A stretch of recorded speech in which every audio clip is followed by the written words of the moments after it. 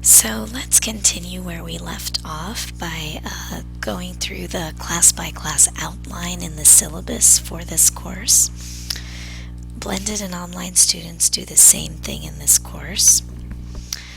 So I won't go through every item of every single week, but I will tell you that in every week you'll be reading about 2 chapters from the textbook. And so that is quite a bit of reading, but it should go quickly because this is a great textbook. I think you'll find the material really interesting and well written. But set aside at least the first couple of days of each week, so Monday and Tuesday, maybe even an hour or so on Wednesday to do the readings each week. Always start with the readings. And as you'll see in the course shell, each week also includes some required supplementary sources, either video clips or other online material that really complements the assigned readings. And often I draw from that supplementary material for assignments like discussion boards, so you are required to look at those every week. Don't just consider them optional.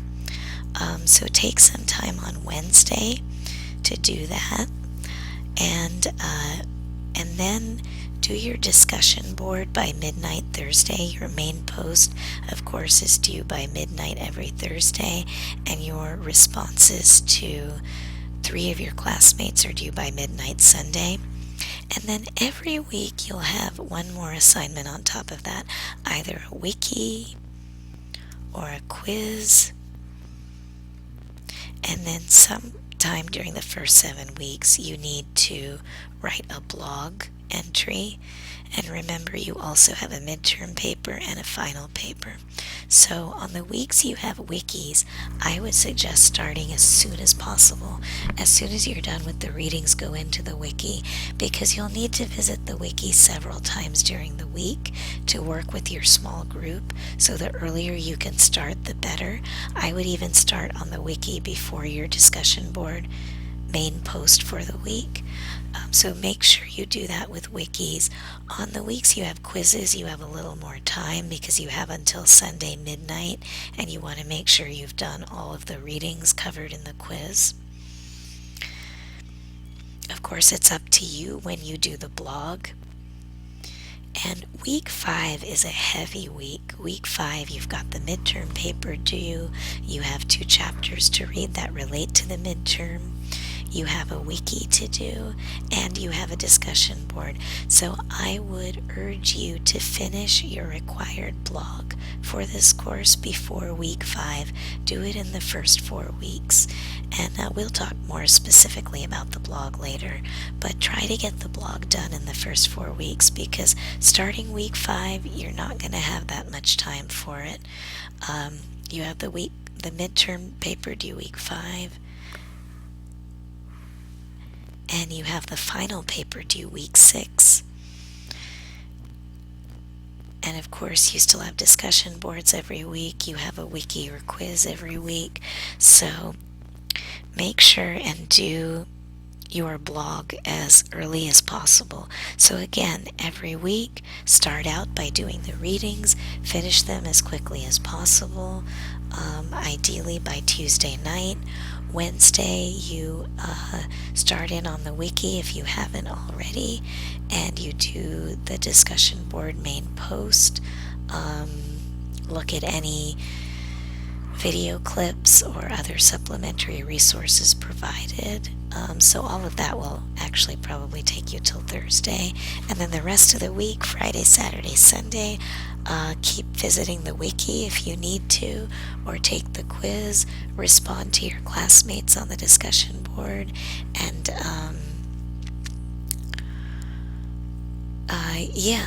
do the blog if you want to do it that week, or do the midterm or the final paper. So if you have any questions on that, don't hesitate to email me. Take a closer look at the material on the course shell, but that gives you a basic breakdown of each week. Week 7 is the last week to post your blog so that everyone can finish commenting in week 8. Oh yes, remember you need to visit the blog every week too, because you have to comment on your classmates' blogs every week.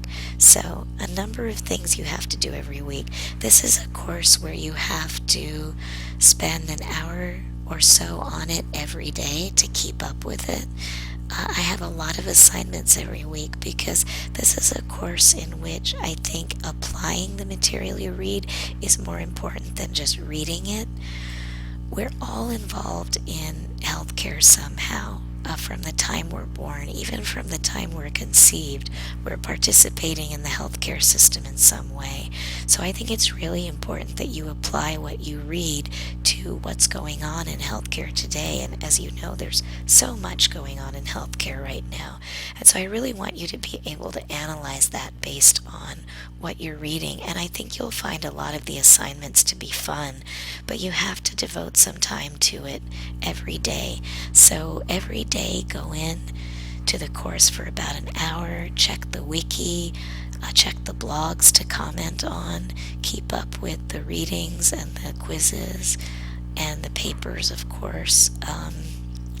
So yeah, a number of things every week: readings, supplementary resources, wikis, some weeks quizzes, other weeks discussion boards every week, commenting on blogs every week, and then sometime in the first 4 weeks write your own blog.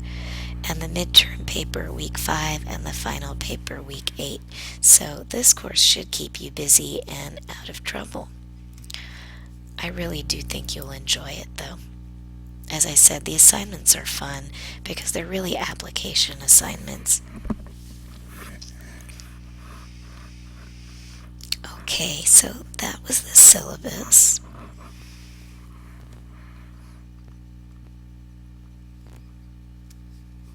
I'm in the folder you can't see, sorry. Okay, here's what you can see. Okay, we already talked about the attendance policy for this course when we were going through the syllabus. I also have an email policy. As a full-time faculty member at Brandman, I get a lot of emails, so I have to prioritize how I respond to them. I am a night owl, so the best time to get an almost instant response or a quick response from me are between the hours of 10 p.m. and midnight any night, including the weekends. I have 2 very young daughters, so I'm in for the night nearly every night by 8:30 p.m. at the latest, and I'm starting to get ready for the next day. So as long as you email me between 10 p.m. and midnight, I'm sure to get back to you quite quickly. I'm also available during other times in the day, especially during the afternoons, but I also have online meetings and face-to-face meetings with Brandman, so I may not always be able to get back to you right away in the afternoons, but the afternoons are also good times to contact me by email. However, if you email me about any of these 4 things, I may not get back to you, or I may send you just a really short response. And as I say here at the end, please don't take my not responding or my sending you a really short response personally or as somehow affecting your course grade. I receive a lot of email messages every day, so it's really difficult for me to respond to each and every one at length. So it has nothing to do with you. It just has to do with the fact that I have to prioritize my emails. So if you email me about a technological issue or problem, I likely won't get back to you because I don't have the answer, or I'll tell you to do what it says here: contact Blackboard help for Blackboard related questions, or call one of these numbers for the Blackboard service desk and they can help you. But I'm not a technology person, so I usually can't help you. That said, as I said earlier, if someone's not getting back to you right away at this email address or at one of these numbers, let me know and I'll try to contact them as well for you to see if they get back to me more quickly. But always try to contact them yourself first. Now, if you email me about something that I've already covered in an email announcement on Blackboard, then chances are I won't get back to you, or I'll send you a really brief response saying, go look at the email I sent out on this date, or go look at the announcement I posted. That has your answer. So I don't have time to repeat myself, so that's why I do that. If you're emailing me about an assignment that's due within 24 hours, in other words, the deadline is coming up in the next day, I may not get back to you, or at least not in time to help you with the assignment. So start your assignments early on the schedule I suggested, and email me right away when you have a question so I can get back to you in time.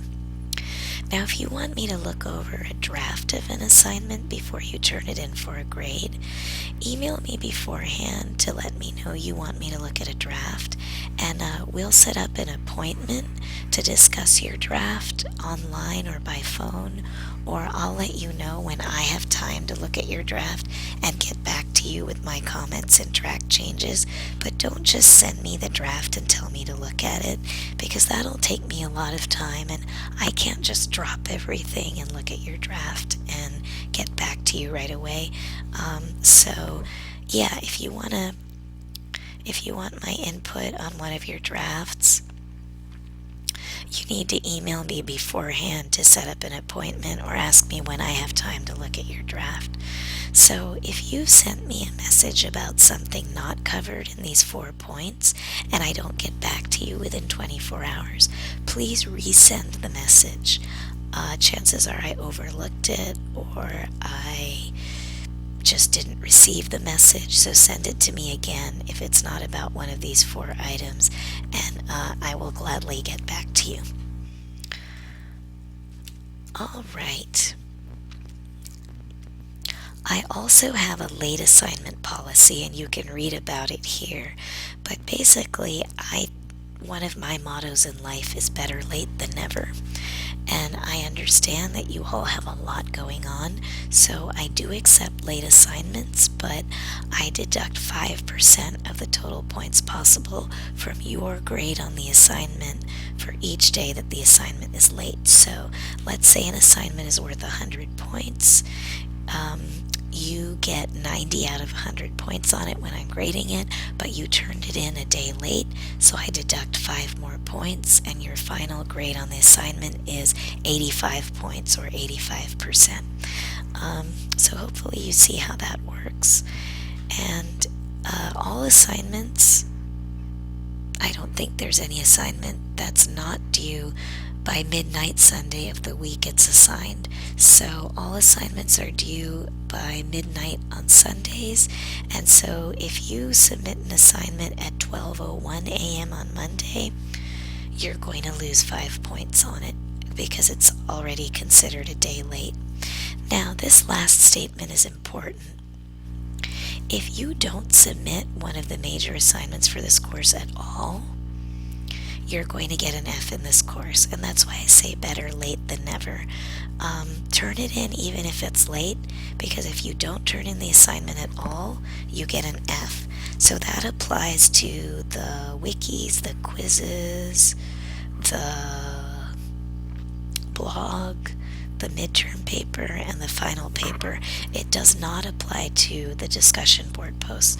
You can not submit one of the discussion board posts, and you'll just lose the points for discussion board that week, but you won't fail the course.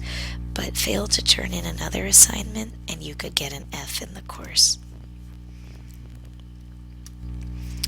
Okay, I am going to end this video here, and then in the next video we will look at the rubrics for this course. Actually, I'm going to go through the rubrics with you as I go through some of the information under each week for this course, so I'll do that then. All right.